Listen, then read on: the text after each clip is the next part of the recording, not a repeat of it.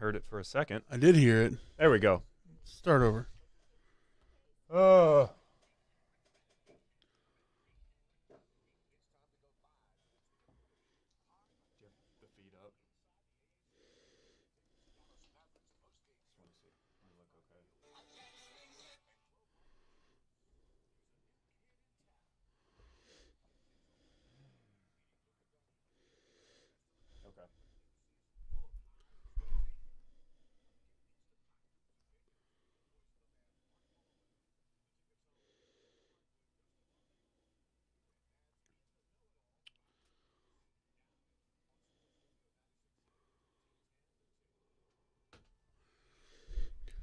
Yeah. Welcome into the Dallas Mavericks postgame show here on the Ticket social media channels.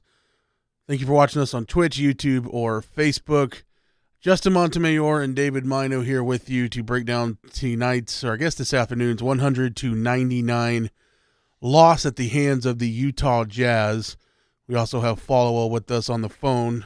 Get some of his thoughts before he hops on the plane back to Dallas. But what a nut kick of a loss. A lot of things that we can say led to this one. Certainly Dwight Powell missing both of his free throws there at the end was tough. Not sure why the Mavs don't inbound the ball in their own half court.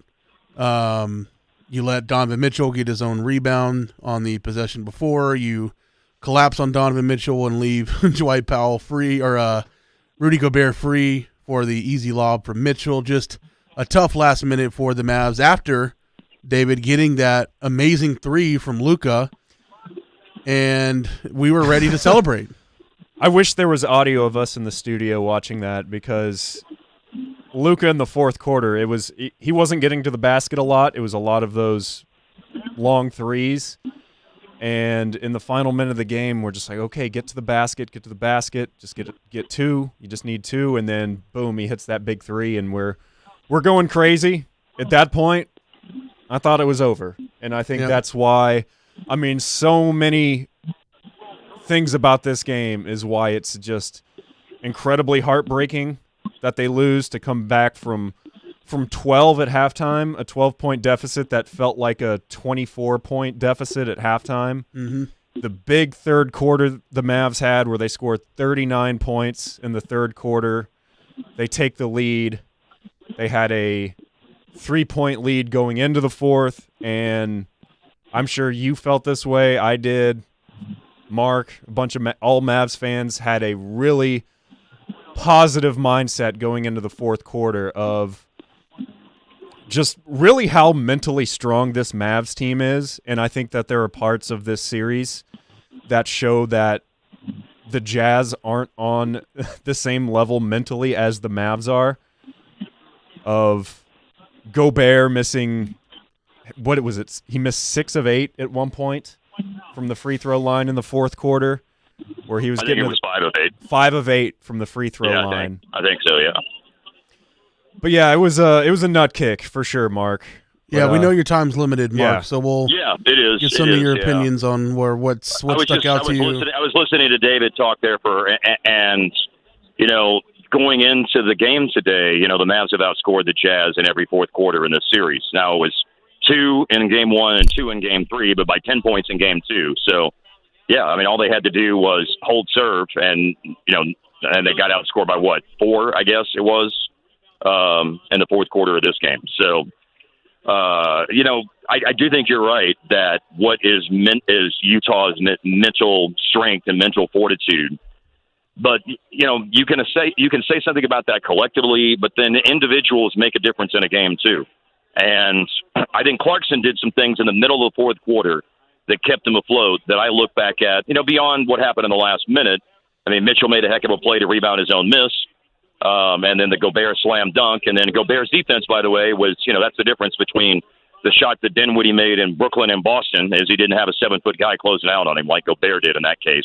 And as Hart noted on our broadcast as well, he's coming in off the bench cold in that situation, and that's an awfully tough shot to take at that point in time. So, I don't know. Is there anything you want to know? Is there anything you want to throw my way here in the 8 or 10 minutes I have with you? Yeah, let's talk about the last 11 seconds of the game.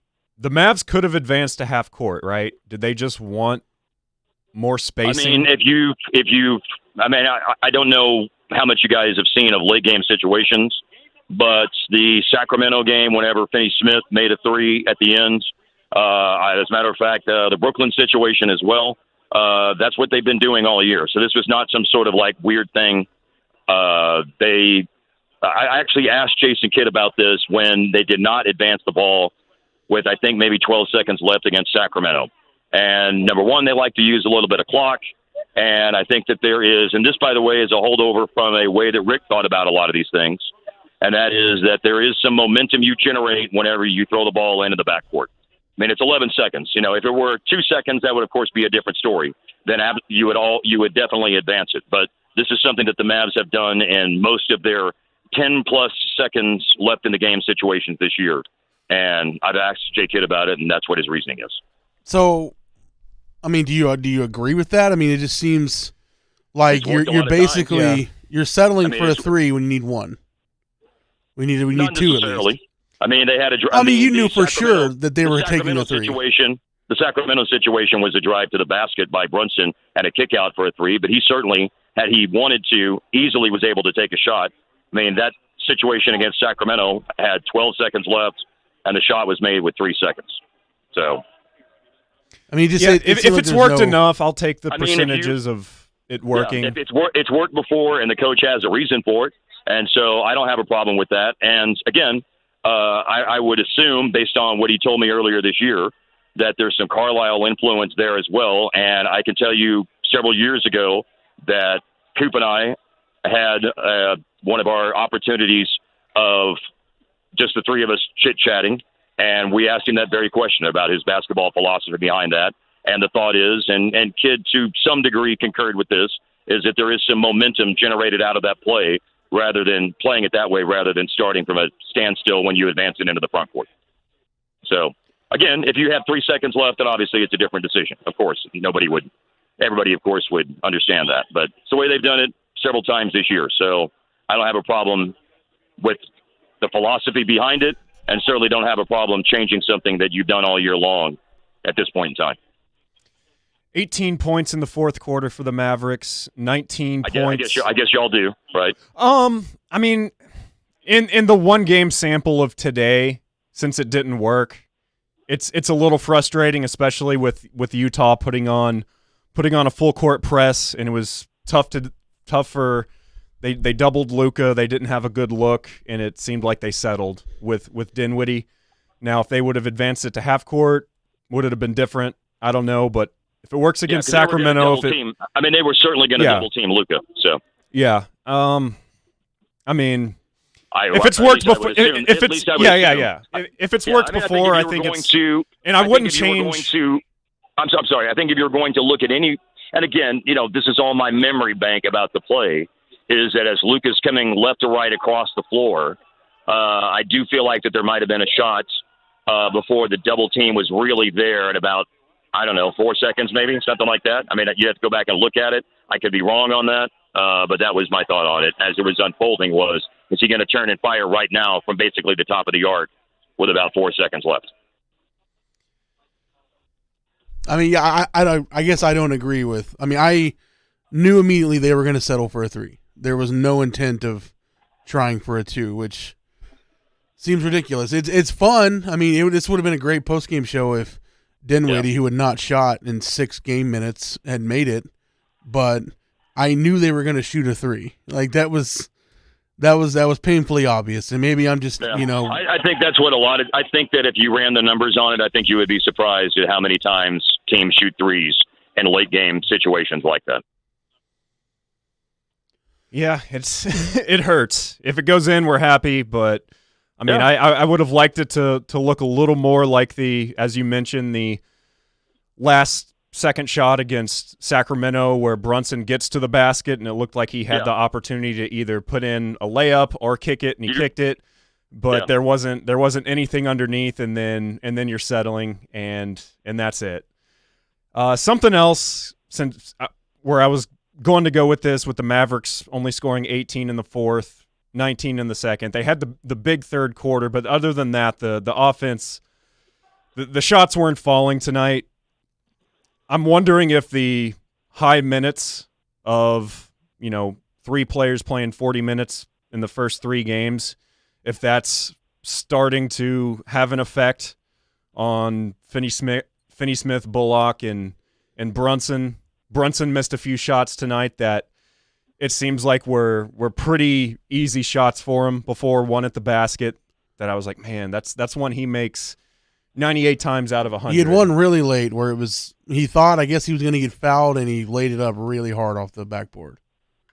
Yeah, I mean, look, Bullock and Finney-Smith, and Reggie was 3 for 8, which is 37%. Finney-Smith was 3 for 6 on threes, so he was 50%.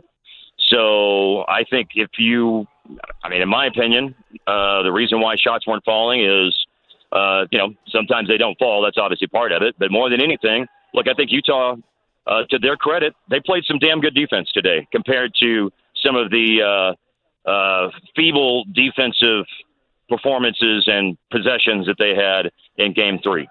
I mean, there was pretty clearly a different mindset and different mentality defensively with picking up in the backcourt a lot. And there was just, they extended defensively. They guarded the three-point line way better. And so I think part of the reason that threes didn't go in is more that there's some resistance. There was some resistance there, and there were not three-pointers where somebody had time to take a bite out of a sandwich before they could shoot a three. The closeouts, the rotations, the defensive intensity was, I think, very apparent today for the Jazz. That was kind of going both ways throughout at least the first part of the fourth quarter, because that was tough basketball to watch. It was, I think both teams had like 1 or 2 made field goals halfway through the fourth quarter. I think it was 3.5 minutes until someone scored. Yep. No, it was. It's to me. You look back and a lot of things happen over the course of a game that you can lament, and I would say that the early part of the fourth quarter, when theoretically, if you got it going on offense at the start of the fourth quarter like you did at the end of the third, then you've got a chance to really open up a significant lead, because Utah obviously was not making shots at the start of the fourth. So there's a lot of things that you look back in games like this and you're mad about, but that would be one of them, in my opinion, is that you had a chance to start the fourth quarter when Utah was floundering on offense. If you hadn't been floundering, they would have been conceivably up by 8 to 10 points at some point in time early on in the fourth quarter of the game. And if Dwight Powell makes one of those free throws, to miss both, clearly was brutal, because Utah just had to make any kind of bucket to go up on you, and he missed both. And then, to see. Yeah, at least if you make one, then a Gobert dunk ties the game. Right. And then they come down there, and we get the Donovan Mitchell to Gobert narrative shoved down our throat as they connect for the game-winning bucket. Yeah. It was tough to watch. That was tough. And if Kleba doesn't foul out, maybe he's in the game instead of Powell. Yeah, at that point. That's probably going on, yes. I would say that's probably a pretty safe assumption. But you know what? The thing about it is, as I thought on the initial shot by Mitchell on his three-point play, Powell played good defense. He went straight up. It was a great challenge, and he missed it. Yeah, I think, we've talked about Maxey being the key since they won Game 2, that it creates a different offense for them. And him collecting 4 fouls in his first 5 minutes tonight, again, made it sparse and hard to keep him on the court. Yeah, if you're going to go back and you're going to look at things that happened in the course of the game and lament them, staying on the floor with 2 fouls in the first quarter, going back out on the floor in the second quarter with 3 fouls. You want to keep your important guys out on the floor and trust that they can manage the game with fouls. The one thing that you would say about this matchup is it's a pretty tough spot you're putting Kleba in to manage the game, manage his foul trouble, because of who he's got to deal with. And, a lot of times down the floor, that's dealing with Gobert or getting put on the perimeter where he's got to guard, and he does a nice job of it, but he's got to guard good ball handling, capable scoring guards. So, that's obviously something that you would look back at, because he did a much better job in the second half. But, that's certainly something you would look back at and say, wish we could have a do-over on that one in terms of keeping him out on the floor or putting him back out on the floor, in those 2 cases of, from the second foul to the third foul staying out there and then being put back out there from the third foul to the fourth foul in the second quarter. How did Luka's conditioning look to you with you being there? Good to me, man. I didn't see, to be perfectly honest with you guys, and maybe you have a different perspective on it, but I didn't see 1 ounce of rust or anything like that to me. Rust, laboring because of conditioning or anything like that. He ended up playing almost 34 minutes. He looked really tired at the end of the game. Yeah, but I think that's just intensity of the game, and I mean it didn't stop him from scoring the basket that put him in front and the go-ahead or the three-pointer that extended the lead. So, I think he looked fine. I don't know. I said on Twitter before the game, I thought that if we're going to use the past as a guide, he played 31 and a half minutes basically the last time that he was in a game coming off an extended layoff. He was out 3 weeks, if you guys remember, in December with the ankle re-aggravation, the sprained ankle re-aggravation, and health and safety protocols. And in his first game back, he played 31 and a half minutes. And this is obviously not January in Oklahoma City, so I had an expectation that probably would be bumped up a couple of minutes, and that's exactly what it was. He played 33-44, played 2 minutes and 17 seconds more than he did in that game, which is the ballpark number I thought it would be. I thought it would be right up near 34 minutes, and that's what it ended up being. Another key moment in this game we haven't mentioned yet was the jump ball between Gobert and Luka. Now, ball don't lie, the Mavs did win the jump ball, but that did look like a hostile act. It almost looked like it was. I thought it was inadvertent, to be honest with you. I mean, watching the replay, that was my thought on it. I did not think that it was anything but incidental contact. I didn't have a problem. I mean, I'm not, I'm glad they won the jump ball and everything. I'm glad it worked out that way, but I didn't have a problem with it. I mean, I think if there were any problem to have, it would be that there was a pretty quick whistle on the jump ball. I think you can maybe make a more realistic argument that Luka had dislodged the ball and really had possession of it, and it was pretty generous to call that a tie-up.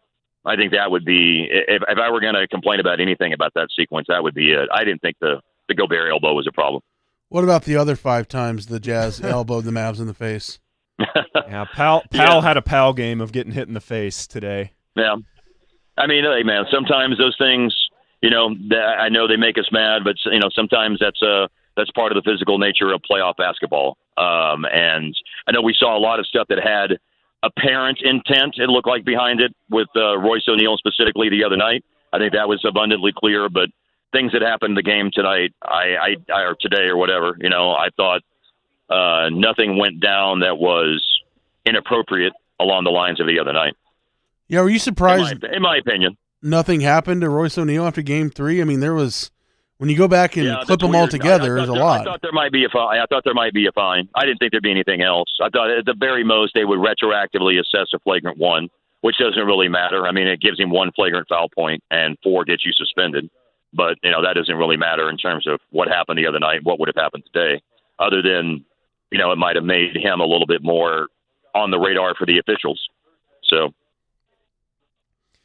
Yeah, once again, the Mavs getting into foul trouble. They managed to win Game 3, but it's tough to do that 2 times in a row where it is. What was it? Especially when one of your most important players gets into the depth of foul trouble that he did. Yeah, with Maxey fouling out at 4:19. He was dealing with foul trouble in the first half. Justin, you said it was 4 fouls in his first 5 minutes of game action. He played 3:17. He played 3:17 in the first quarter and had 3, and then came out and played about 2 more minutes in the second quarter and got 4. It was nice seeing Dwight and Luka seeming like they haven't missed a step since Luka's been out. The first play of the game. That seemed like that was going to be a pretty, definitely that would happen, that connection would be reestablished, and that Powell would be a far more significantly impactful player in the game. We had it on the telecast. I think the scoring average isn't surprisingly, there's not that big of a gap. I think with Luka this year, Powell averages 9, and without him, he averages something like 7.5. But it's like 69% from the floor with Luka and 58 or 59% from the floor without him. And that was a pretty safe bet that was going to be reestablished very quickly, and it was. So the Jazz took 42 free throws. I mean, even with Gobert having that little stretch where he was missing quite a bit, and I think that the Mavs maybe tried to take advantage of that. Him missing, he started to snowball. Yeah. They still shot a crazy amount more free throws than Dallas did. Not that 42-23. Yeah. Yeah, I mean they missed as many as the Mavs made. Yeah, and that's a big factor in the game, obviously, for sure. Yeah. And the other thing too, Utah does not have they went 1-6, and they were the worst team of the regular season in close games. 3 games decided by 3 or less. So that's the other thing that was unique to today's game is they went 1-6 in games decided by 3 points or less this year. So, that was a out of character, and quite obviously big win for them to be able to pull that out of the fire because it's a 4-point game with 39 seconds left. So that's just, that's a huge win for a number of different angles beyond the obvious of the difference between 3-1 and 2-2. But the aspect of that they just did not do well in these kind of games this year. I mean, like I said, the worst winning percentage in the league in games decided by 3 points or less. So besides not even threatening the rim on the last shot, what have you made of Dinwiddie, not just this game, but the whole series? Because I feel like he's involved quite a bit when he's out there, but I don't feel like he's had a particularly strong series. No. I mean, he's had some good fourth quarters, like 10 the other night in Game 3. And I kind of expected, I felt like maybe something would not go as well after just the rhythm of starting 3 games and going back to the bench today. But I don't know that I have any answer for you other than he's picked a bad time to have a slump. He will hit a big shot on you. After he got here and made, for him, who's a career 32% three-point shooter, to make threes at a 40% clip and to shoot 49 or 50% from the floor, and his career is like a 41 or 42% shooter from the floor. When he was, the 23 games he played late in the regular season, a lot of those games saw him shooting and playing better than his career averages. And then I would say that the difference today, or the difference in this series, like I said, is he's just unfortunately kind of picked the wrong time to have a slump and to come back down to things that are more in line with what's occurred throughout his career. Yeah, I mean, so as a Mavs fan from this one, it's tough because, again, they were up 4 with 30-something seconds left. It's tough to give that game away. Take care. Yep. But See you. Sorry, saying goodbye to the nice building ushers here at Vivint Arena. Was it Jesse? No, just I don't even know the name of the person, but just somebody I see walking up the stairs or now walking down as I walk up to the broadcast spot. So Followell's just a really nice guy. Everyone loves him. Maybe he'll give you some popcorn that was on the ground. Unfortunately, it looks like that's all getting cleaned up at this point. You hate to see it. I didn't do what I did in Chicago a few years ago when I went after somebody left a half a bag of the really good popcorn they have in Chicago. I think it's like Garrett's or Garnett's or something like that. Yeah. And I just grabbed that half bag and just took it with me because it was like this cheddar caramel popcorn that was so good. And but there's nothing like that here for me to grab. Did you plan on going into today's game dropping a "wanna be a baller" reference, or was that organic? That was organic. Yeah. Perfect. Yeah. Sometimes it just hits you, huh? Moments. That's when I thought the game was over. Is when Mark dropped a "wanna be a baller" lyrics on the broadcast. I was like, all right, the Mavs are gonna win. When he's quoting Lil Troy, that one hurts. That was me trying to put immaculate vibes out there. I mean, it did. After Luka hit that shot, it felt like it was over. Obviously, they needed to go down there and get a stop and couldn't do it. But that had us on cloud 9. Of course, yeah, absolutely, it did. And so I'm trying to keep things in perspective. Like I said, the bar always changes. If you had told me after that shot went in that I'd have to accept them losing this game, I wouldn't want to hear it. But I'm still trying to bright side this thing and say, okay, you got Luka's quote-unquote comeback game out of the way, which was him scoring 30 points and getting 10 rebounds. Now you have to win 2 of 3, with 2 of those being at your place, which I think is very doable. Yeah, I mean, today is very, very disappointing. There's no question But you know what? I will say this in like 10 seconds. If you had said before the series that you'd have to play 3 without Luka and you'd get through 4 games at 2-2 and have a chance for, I got to go. It's leaving. I've got to get on the bus. So okay. All right. I'll try to finish his thought. But, yeah, if you could just – it's tough to look at the playoffs in big picture after a loss like this.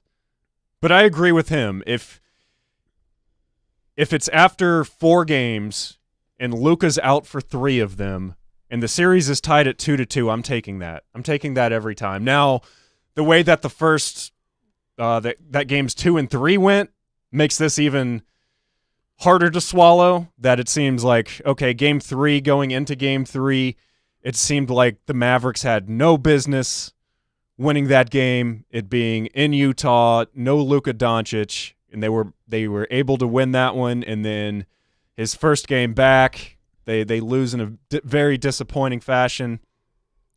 It's tough, but as me and you were talking about all throughout the game in the fourth quarter, of how confident are you?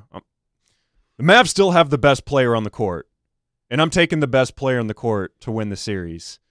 If it goes to 7, I feel confident in it. It's just I wanted to close it out on Monday night. You know, it's an extra game. You're going to have to go back to Utah, which is going to be really tough. That place was rocking in the fourth quarter. They were all taking note. They did take note. All the fans were taking notes, which I'm still not exactly sure what that means. I know it's a music thing, but it's still a stupid phrase. Still, the Jazz in Utah is still very stupid. Also, but yes, I'm like you. I wanted them to slam the door today because if they were able to go up 3-1 and basically send the Jazz raveling trying to win a game on the road to save their season, all the pressure, the whole anus would be on them. And you had a perfect chance to do that. And you had a 4-point lead. Then you can't make a couple of free throws. You give up a couple of easy buckets. And now they're sitting there wondering what in the hell happened. I want to talk about this a little bit too. I mean, without Mark, just Dinwiddie in general. He is continuing to shoot and drive to the rim like nothing's wrong, which is how these players have to play. You know, they're not going to recognize that they're struggling and just stop shooting until it feels better. But he is making some crazy plays. And I don't mean crazy good. I mean, there was the one possession today where he drove to the rim, got up, realized he couldn't score, and basically just flew out of bounds and threw it out of bounds because he had no plan. And that kind of stuff is, it's killing possessions. And this wasn't like this was, with 2 minutes left, but that kind of just encompasses what he's been this series as a player. He's knocked down the hardest shots he's had to make outside of obviously the game-winning 3. But anytime he's falling out of bounds, he makes it. But when he has an open look or he's trying to get to the rim, it's just not falling. Yeah, and it's to that and to the fourth quarter, it was so frustrating that, I mean, it's as obvious as it gets that when the Mavs go on a run, as they did in the third quarter, that's the best ball movement they had all game. They were whipping it around, they were getting open shots, and then in the fourth quarter, when they didn't score for the first 3.5 minutes or whatever, they stop moving the ball around, and they'll settle for a long 3 or a bad shot, and I'm sure it's more difficult than it sounds, but You've got to get to the basket, one. You've got to whip it around. You've got to get open shots. And I wonder if a lot of that is them being tired. I feel like they looked pretty tired today for a majority of the game. Yeah, I mean, I felt Luka definitely seemed more tired at the end of the game than he normally does. I also felt like I never thought when I saw him moving that he was hurting or limping or anything, but I do feel like he was hesitant to attack. I mean, he certainly did, but normally when Luka's right, he's trying to get to the rim, every other drive. And it seems like he just didn't do that quite as often today. I'd be curious to see what his drive percentage was today versus a normal Luka game. But it just seemed like he was still a little hesitant, settling for some threes that maybe he would not take. I mean, he was trying to get Gobert on him. I didn't love seeing how often Utah was making it a point to switch Donovan Mitchell onto Luka. They did that quite a bit, especially in that first half whenever Donovan Mitchell was going crazy. So, that's kind of been the theme of this series is both teams find the weak point on the opposing defense and attack that person. Last game, the Mavs did that with Rudy Gobert. But yeah, I don't love seeing them do that to Luka. We knew that was a possibility whenever Luka came back, that you're not going to consistently have a bunch of good defenders out there because you have Luka. And yeah, so Utah said, let's take advantage of that as quick as we can. They also immediately, to start the first half and the second half, ran a pick and lob to Dwight Powell. Like they went to that early. Now, they didn't try it much after that. I'd like to see that more. They went for it early. Yeah, if it worked twice, I'd like to see them go back to it. I mean, I will say I'm excited for Game 5 at home. This place is going to be rocking. Every time Royce O'Neal touches the ball, the boos are gonna rain down. Same with Gobert when Gobert's at the free throw line. This place is gonna be wild. Yep. I feel good about Game 5, but I also felt good about today going into the game, but that's just part of the playoffs, and it is good to have this feeling again, though, that it's back. You've got a good Mavs team, and it's tense. It's interesting. It's entertaining. Like the fourth quarter, there was a lot of screaming, a lot of F no. Oh yeah, when the Dinwiddie shot didn't go in. I mean, yeah, it's definitely providing good entertainment outside of what happened in the first 5 minutes of the fourth quarter. That was kind of brutal from both teams, but in general, this was a super frustrating loss. We're bummed out, but I'm not gonna freak out and say this team is never gonna win again. That seems to be the narrative people go with whenever they lose, is they'll never win again, and when they win, like we were after Game 3, there's no way the Jazz can ever lose. That's the nature of this beast. That's kind of how it goes. So I'm trying to not be that way and say, it was a 1-point game when the Mavs were down by 12 at halftime and just shooting like dog crap in the first half. Yeah. And I feel like I'm saying that the Mavs should have won this game on the road at one of the toughest arenas to play in, with Luka being out for a week and a half of not having much basketball activity, where I do think he was a little rusty. That there was a moment, I believe early in the third quarter or fourth quarter, where a pass just went through his hands. Yeah. Went through his hands out of bounds, something that doesn't ever happen. So there's going to be breaks like that. You're going to drop a game that you feel like you're going to win, but at least it's coming back home. It's coming back home Monday night, and that's going to be exciting. 8:30 tip. So we got a few minutes left. We'll see what Brian Damaris has to say. All right. Brian, we got 5 minutes left. Are you still reeling from the gut punch, or are you starting to get some perspective? I got ice on my balls right now, gentlemen. Okay, you got nut punched. Kick to the nads. It was tough. When you got a 4-point lead with 30 seconds left, you got to close it out. Yep. 3-pointer by Luka, and then if you can just corral that rebound off that Mitchell miss, game over. But he gets the and one. It was a foul. Luka had his hands forward. And then, of course, Dwight's got to hit the free throws late. Mm-hmm. We've seen that before from him, and it's just really frustrating. I don't know if you guys talked about this, but when Maxey fouled out, I would have gone small. I would have had Dinwiddie, even though he didn't have a great game. I would have had him in there. I don't know that I would have had Powell in the game, because I would want to continue to play spread basketball against him offensively. So, that's that. Although he did have 11 and 7, he had a decent game. And then really on the last play that Mitchell-Gobert, second to last play, I guess, but the Mitchell-Gobert lob, I thought they played it correctly, because if you look at the history of things, I mean, Mitchell, it plays hero ball. He doesn't pass the ball, and he's gonna shoot that shot. And so Powell hedged the pick and roll and basically let Gobert had a free run. and he went for the lob. So it's hard to really, hindsight's 20/20, but it's hard to really, have a lot of issue with the way they defended that. And he did the one thing we never thought he would do, which is pass to Rudy Gobert. Exactly. Yeah. He was saving it for the right moment. Yeah, they've been building up to that play for months. Yeah, and then obviously the last play, I think we know where Tim Cato's going with his article from some of the post-game comments I've been able to hear, because he keeps talking about whether they should have advanced the ball. Obviously, Jay Kidd probably wanted them to advance it, or at least get it up the floor a little quicker than they did. When you advance it, you don't have the downhill running and able to have some space. Mm-hmm. But they got caught with their pants down a little bit because they really weren't able to get into the play until about 4 or 5 seconds when Luka got trapped, and they went to the same play they tried against the Nets with Dinwiddie.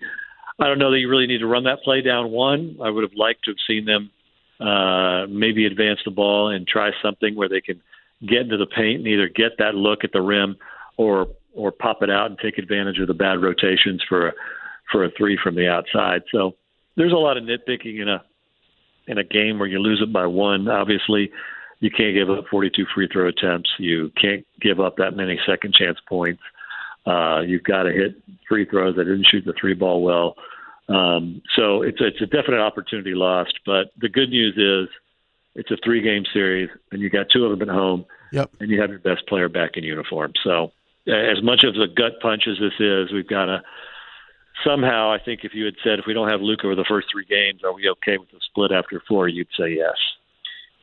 Yeah, I mean, in Utah, we've been waiting for them to finally play some kind of good defense, or them to finally start making some threes or doing something. They still didn't shoot the 3-ball well tonight, but they finally decided, hey, we should close out on them when they shoot threes. It seemed like they had more hands in the face on the perimeter tonight. They definitely rotated better to the corners, and I thought a good adjustment the Mavs made was they were making the extra pass into above the break and hitting some wing threes, and you saw that in the third quarter when they made that run. The other adjustment they made was they put Bogdanovich on Brunson. So Brunson is the main driver of starting that blender and starting that ball movement to get them into rotation. And that length, if we think back to the Clippers series, that's the length is what got Brunson in trouble. And so they were using that length. So that now the Mavs are going to have to adjust to that somehow. It was definitely a coaching battle back and forth in terms of some of those moves. So, we'll see what the Mavs have up their sleeve for Game 5. All right, do you have anything else, David? Or we get out of here and just change the ice on our balls, like Brian said? Yeah, this one does suck, but we still have to keep thinking. Brian said, Mark said it until he had to get on the bus or whatever when he abruptly hung up on us. But you just have to keep thinking that you've had Luka for 1 game in this series. For 1 game. They almost won this one. They managed to win 2 games without him. Now you've just got to win 2 more. And I think he looked healthy tonight. I did think he got a little tired in the fourth, not getting to the basket. But he's going to work those bugs out. Maybe this is the 1 game where now he's going to be back. I don't think the injury is bothering them that much. I think it's more of just not playing in a game in a week and a half. But him coming back home, and this is what he lives for. He lives for playoff games, the bright lights. So just win 2 more games. His wind. He definitely lost his wind, and that will come back. I think the good news is, first, there's 2 things that I want to maybe stem at the head of what we may hear on Sports Talk Radio Monday. One is, he got through it healthy and he's going to feel even better. So all the angst of let him wait another game goes by the wayside. But I sure don't want to hear anybody saying we're a better team without him, and we should, especially in this matchup, and that the offense didn't look as good or anything like that. I think that's pretty silly surface level thinking. Yeah, it's kind of lazy. That'll be on Hot Take tomorrow morning. On pizza. They're probably talking about it right now. This is a better team without Luka. You won't get those kind of opinions on work in progress, I guarantee you. No. Our opinion, Mavericks, better team with Luka. How about that, HSO? Wow, you're out on a limb. Yes. I'm ready to rip somebody tomorrow. I don't know who. We're going to do some All right, ripping boys. tomorrow on I'm Work ripping. in I'm Progress. gonna go drink. All right, I'm going to go to appreciate it. bed. We'll talk to you Monday. I think are we down in the hobble Monday? I believe Late? so. It'll be Late late night. as balls. Might but get we'll be some. down there. Might get some. Let's see. The game will go to about 11. 11. We 15. might get some post midnight post game show. Maybe celebrate a win. Hopefully. Yeah. But yeah, Done. And we'll go get some chicks. it dibs. Yeah, that's where I get all some- my chicks. Get some cougars. All right, Brian. We'll let you get on your car. You don't have a bus like Mark did. No, I'm not big time. Sorry. All right, thanks, Brian. Hey, All boys. right, there's Brian Damaris, our Mavs post-game buddy. All right, let's get out of here. Yeah, we let's- will be back. We will be back Work in progress tomorrow morning. 9 On to the noon. air, not on here. You're not going to see No, us. We're not going to be you on will Twitch. not see our faces tomorrow morning, but you'll hear our beautiful voices. No, but yes, we will be back with post-game on Monday. We will be back on actual radio, although it is an 8:30 start, so that's going to be a long as balls day for you. You ready? Man, it's the playoffs, man. It's the grind. You gotta. This is what we live for. I hear love you. it, man. I've been here since about 11:30, putting in my work. Okay. We do what we have to, right? You feel what I go through every day. Yeah. So we'll be back Monday after that, hopefully celebrating. I'll have the sweater vest back on. Sweater vests are for winners. I mean, I got Okay, it. I didn't even notice you didn't put it on. I have it. Are you gonna wash it now? We since haven't. No. There's a loss on it. No. I mean, it's still. It's doing its job. Okay. It's not a 16-0 sweater vest. Okay. It just wins you a playoff series. Break in case of emergency. Yeah, so we'll have that back on Monday. So yeah, listen to us tomorrow, Sunday morning, 9 until noon. We'll be back Monday after Game 5. You've been listening to the Ticket's Dallas Mavericks postgame show, live from the Ticket Mothership, powered by the Mavs home court inside the AAC. Brought to you by BOETexas.com and Globe Life Insurance. Join us after every Mavs home game for a recap of the wins and losses with Justin Montemayor, Mark Followell, and Brian Damaris. We now rejoin our regular scheduled programming already in progress on KTCK AM Dallas Fort Worth.